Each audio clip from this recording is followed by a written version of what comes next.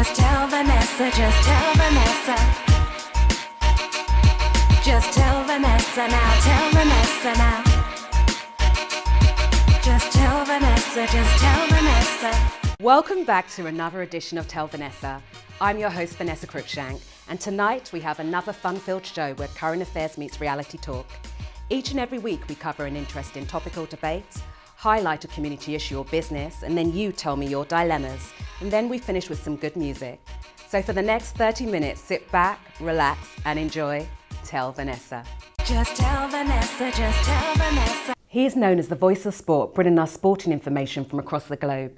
He has interviewed many high-profile athletes such as Usain Bolt, Jennifer Ennis-Hill, and Thierry Henry, to name but a few. His career has spanned TV, and he's the author of 4 books, including Usain Bolt in the Fast Lane. He has also worked at Britain's longest-running black newspaper for the last 16 years, where he's the sports and feature editor. Ladies and gentlemen, let's welcome the voice of sport, Rodney Hinds. Wow, 16 years. The Voice has been going for the last 34 years, and it's going strong still. How does it feel to be part of that institution? Privileged, lucky, fortunate, call it what you will, but they're all positive adjectives. Yeah, The Voice is still very relevant. We were a campaigning newspaper when we first started. We still do that, obviously, but we look at the more aspirational side of our community, African Caribbean community now. And I like that. I mean, I think that we need to flag up our successes more than we do. But we've made a start, and that's the important thing. But writing for The Voice is special. And when I do retire and put my feet up, I think I can look back with a little bit of pride that I've contributed to something in terms of the community. No, definitely. So you're the chosen one. You got to write Usain Bolt's book. How was that for you? Very much like writing for The Voice, I suppose. Very, very fortunate. He's a wonderful guy. Well, he's seen as one of the greatest sporting personalities of our time. Yeah, and I think we'll probably appreciate him a little bit more once he's retired. Because, I mean, once people are in our faces, as they say, we tend to take them for granted. But he's a special guy, he's a special athlete, he's proved that with the gold medals. I'm trying to recall if he's actually got a silver medal in his collection, which means he's come second somewhere along the line. But no, he's a great guy. And once again, you know, to write about someone like him, and that's an easy write, as they say, that's easy to do because there's so much about him. What was he like as a character? Very chatty, very humorous, very much as he is before a race. You know, he dominates, he's a big man, he's got a great smile, a hearty laugh. Yeah, he's very relaxed. It's very easy to talk to a man like him. So you have written 4 books, and they've been good books, successful books. What are the plans anymore? Not at this juncture. There will be more, but it's a commitment. They take 12 to 18 months, depending on the word count, to put together. Sleepless nights. I do a very demanding job, which means I travel a lot and I could be anywhere at a given notice. So it's a commitment, which at the moment I'm not sure I want to get involved in. But there's more, maybe a year or so down the line, probably on a beach somewhere where I can relax and think in peace and quiet. I think I could probably do something that took 18 months, maybe 6 months if I had the right circumstances. Okay. So yeah, all good. So let's talk nitty-gritty now about sport. Tell me about what you think about the Zika virus, because we've got the Olympics coming up and we've had many high-profile athletes pulling out at the moment. Are you going to the Olympics, and what do you think? I am definitely going to the Olympics. There was some concern in my camp, as they say, about that. But before any major championships, especially the Olympics, there's lots of negative that goes on. And once you sort yourself out in terms of taking your precautions, whatever, you get there and you find it's the greatest show on earth. I know there's been some high-profile golfers, Rory McIlroy, Jason Day, they've pulled out. But yet you've got Venus and Serena Williams sort of advocating that they're going to go. And I think that's the way it's got to be. You've got to make that individual choice. But I will definitely be there, and I look forward to it. England versus Iceland. What happened? Why do we never seem to get very far? I think there's a few mental issues with our footballers. I think there's a weight of expectancy that the media creates. That said, the media don't actually take the field of play. I just think our players are very cosseted. I think they need to sort themselves out. And in order to do that, while the players go over the white line and they need to do what they need to do, they need leadership, they need good management. The search is on right now for a new manager. Hopefully that will come quite quickly, because I think it needs to be sorted out. I think that England, unlike other countries, almost have too much. I mean, I've seen Albania in the European Championships, I've seen Hungary, we've seen Wales perform remarkably well. So if they can do it, why not England? And I just think that England need to go back to the drawing board, get some basics right, and I think it's a mentality more so than a technicality. What do you mean when you say mentality though? I think there's a weight of expectation with the England football team that is unique. I'm not saying there isn't elsewhere, but I think in England, the sports press, the football press is just so demanding. And it doesn't matter what generation of players that you have, they feel this expectancy. And when England were knocked out by Iceland, you heard a lot of the players say that. So what you need is good management, as I said, who can deal with those particular issues, as well as what we call the bibs and cones of training and getting the team prepared. So they're looking for an England manager at the moment. Who do you think is going to get the job? I'd like to do the job because I've seen the salary, so that could be interesting. I think Arsene Wenger, the Arsenal manager, is amongst the favourites. Yeah. I doubt if he'll take it, if I'm honest. Jurgen Klinsmann, a German, and I know that might cause a few issues, has been put in the frame as well. I just think England need to do something slightly different to what they've done in the past in terms of managing. I've even heard a shout that Glenn Hoddle, who's had the job before, might return, and he might be better off based on his previous experiences. But I don't know. He got a lot of stick when he was in the post before. If you're an England manager, you have to get a lot of stick. But that said, if you're an England manager that helps them win a European Championship or a World Cup, you'll get a knighthood the next day. So it swings and roundabouts. So your career has spanned a long time. And one of the questions I want to ask you, we've got a lot of people that want to do what you're doing. You get to travel across the globe and commentate on sport. What would you say to a young person coming up today who wants to be involved in the field? Be prepared for long hours. Yeah. Be tenacious. It's not just about your writing ability. It is probably even more so about your character. Because when you've got to do the late nights and you've got to meet deadlines that are at what I call unearthly hours, it can affect your social, your private, your personal life. But you're getting to live your dream. You're getting to live your dream, but everything comes at a price. And what I would say is be tenacious. Have a conversation with people like myself and others that do the job. Because if you want to be an electrician, you should speak to an electrician, to get that help and advice, that sound. So, yeah. And I spend a lot of my time now, universities, colleges and schools, trying to do my bit in terms of a positive role model, trying to advise people. Because it's very glamorous what I do. Yeah, you travel to this, you cover this event. But what about the other stuff, the late at night and, as I said, the deadlines. So I would say if you want to do this job, it's there, it's waiting. The bus is not full. You can get on board, but you need to be able to pay the price. So what's next for the Voice of Sport? What's next for me? Covering lots more top-class sport. I mean, I would be honest enough to say that if I could do this job for free, I would, because I enjoy it so much. But what's next for me? A few more books down the line. Hopefully a few more encouraging seminars to young people that want to do it. And just getting on with the job. The Premier League is around the corner in August, and we start all over again with that 9-month soap opera. So yeah, lots of sport to be covered. And the main thing from my viewpoint is that I'm still enjoying it. And as long as I do that, I'm going to continue to do it. That's good. Well, Rodney, thanks for coming here today. It's been really interesting speaking to you. Ladies and gentlemen, the Voice of Sport, Rodney Hinds. Just tell Vanessa, just tell Vanessa. I need a plumber and a gardener too. An electrician who can work for you. What do I want? I need a trader.com. What do I want? I need a trader.com. Looking for a plumber or a gardener or searching for a trader in your area?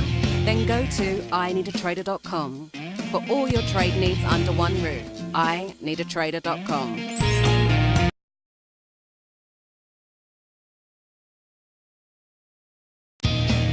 I need a plumber and a gardener too. An electrician who can work for you. What do I want? I need a trader.com. What do I want? I need a trader.com. Looking for a plumber or a gardener or searching for a trader in your area? Then go to ineedatrader.com. For all your trade needs under one roof. ineedatrader.com. Just tell Vanessa, just tell Vanessa. Each week we focus on a community issue or business, and this week we're focusing on Africa Day at Royal Ascot. I'm here with the founder, Rachel Palmer. Welcome, Rachel. Hi, Vanessa. So what was the inspiration behind Africa Day at Royal Ascot? I think just because I've always loved, because Royal Ascot is a whole week of racing, and on the Thursday is the Ladies' Day, which is the day that's known for the fashion and the pageantry and the kind of like the hats and, you know, everything. And I've always loved that aspect of it.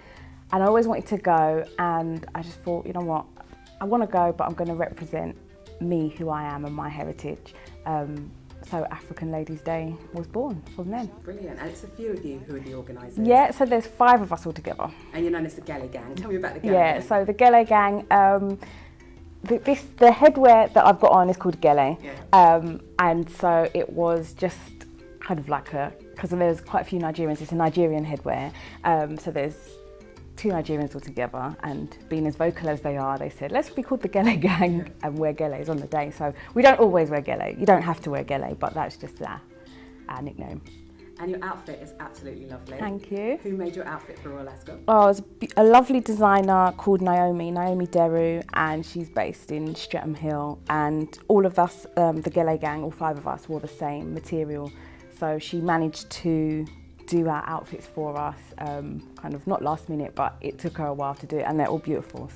So I've seen the pictures, so everybody that comes to Africa Day at Royal Ascot has to be in traditional outfit? Yeah, not necessarily a whole outfit. It can just be kind of like, for the men, they might just want to put like a handkerchief in their pocket. For women, it could just be a skirt. It doesn't have to be a whole full outfit. But there is a dress code at Ascot which you have to follow. So for example, like your headwear, you do have to wear, or ladies do have to wear a hat or a fascinator, or, you know, a head wrap or gele, however you want to come. So this is your 4th year now, is it? Yeah, we're going into our 4th year now. You started off small, but now every year you're sold out. Every year sold out. Every year we have people upset that they can't get tickets, that they wanted to come with us. So we're just telling everybody to book early.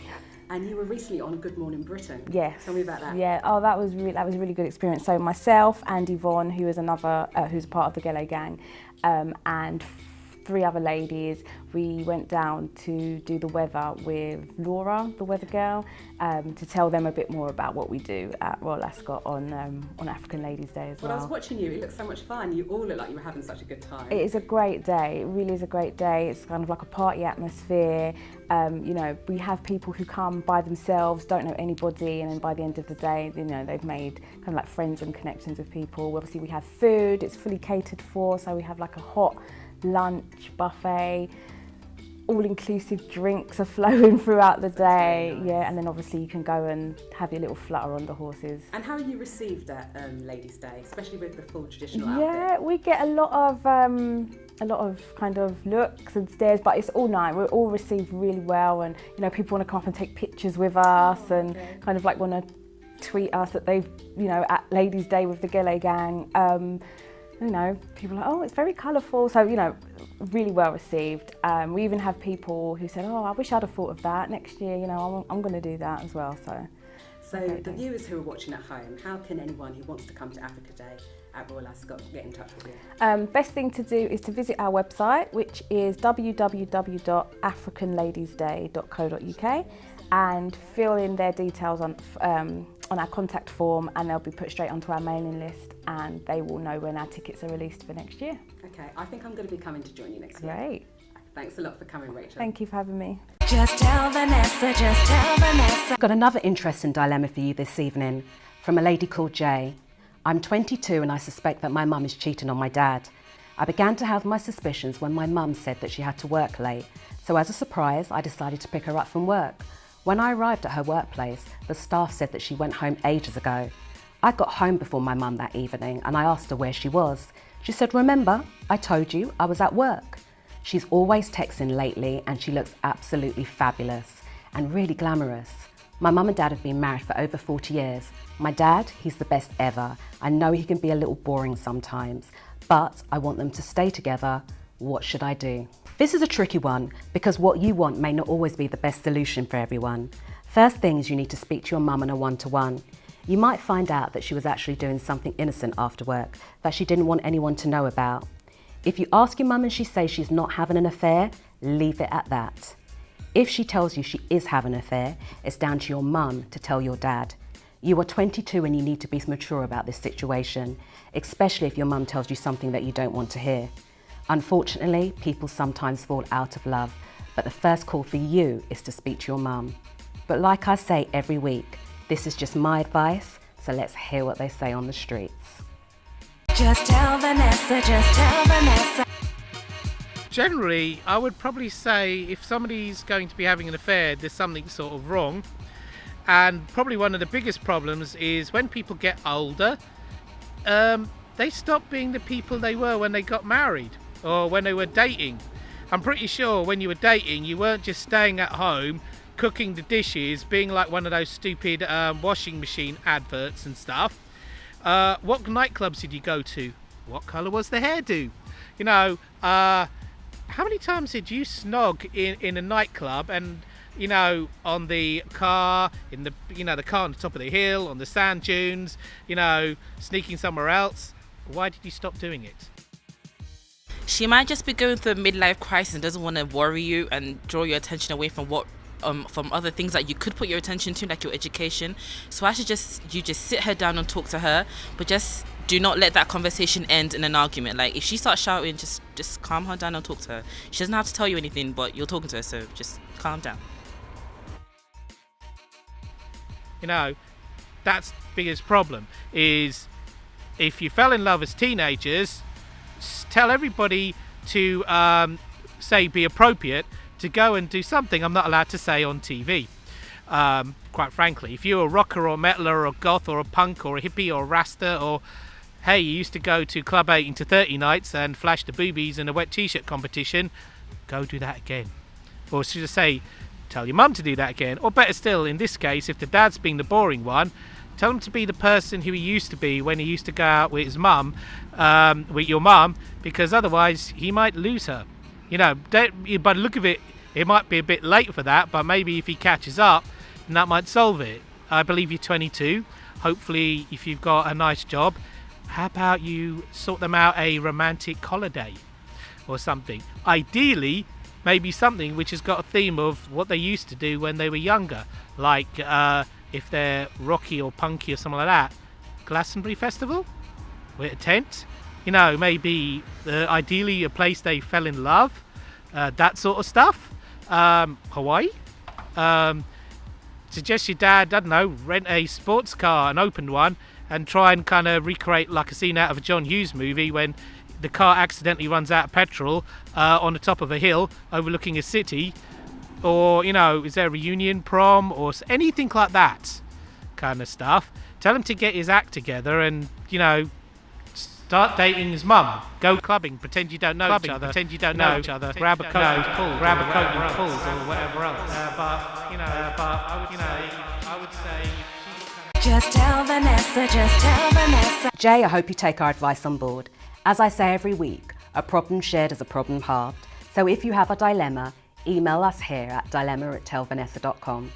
I'm sad to say we come to the end of another great show. I'd like to thank all our guests this evening and thank you for sending in your dilemmas. We're going to end the show with another fantastic artist who appeared on The Voice, and he's here in the studio with us this evening, Femi.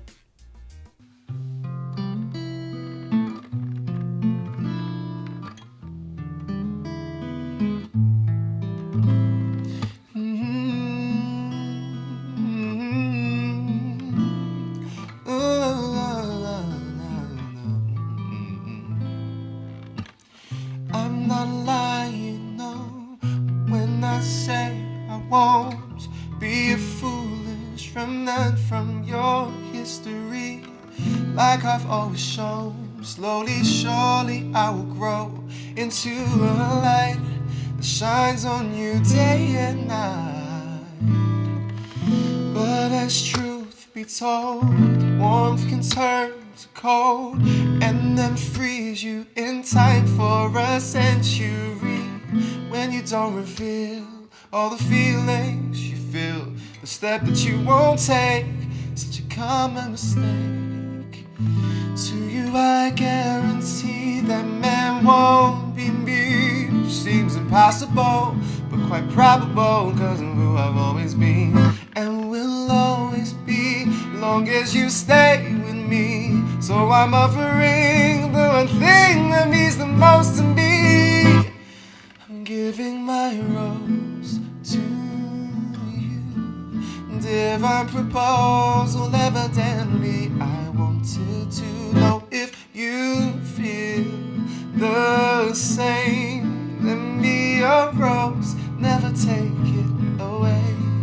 Giving my rose to you.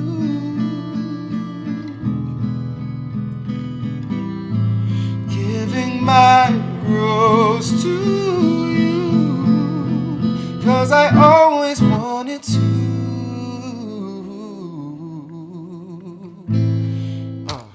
Train rides on my own, on my way back home to my cave of solitary confinement. I thought I had a dream, as I thought that I had seen you standing there. You said that you cared, but no remedy, as you disappeared so suddenly. I'm left wondering, how will you find me when my story takes the blame for taking me from place to place? Is that a fate?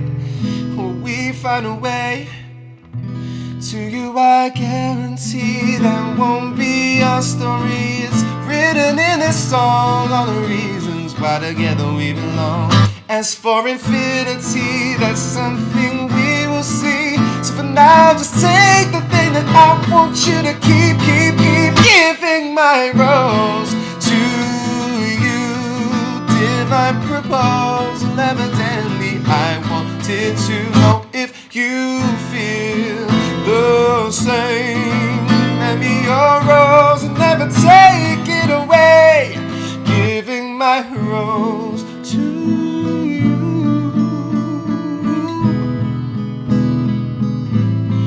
Giving my rose to you, cause I always wanted to. From the time I first met you, and you know you feel the same, and for that I can't complain, no. Giving my rose to you. Divine proposal, evidently I wanted to know if you feel the same. Don't go away.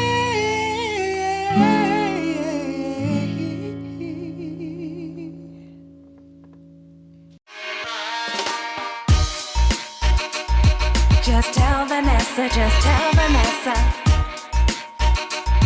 Just tell Vanessa now, tell Vanessa now. Just tell Vanessa, just tell Vanessa. Just tell Vanessa, just tell Vanessa now. Tell Vanessa. Tell Vanessa now. I need a plumber and a gardener too, an electrician who can work for you. What do I want? I need a trader.com. What do I want? I need a trader.com. Looking for a plumber or a gardener or searching for a trader in your area? Then go to ineedatrader.com for all your trade needs under one roof. ineedatrader.com.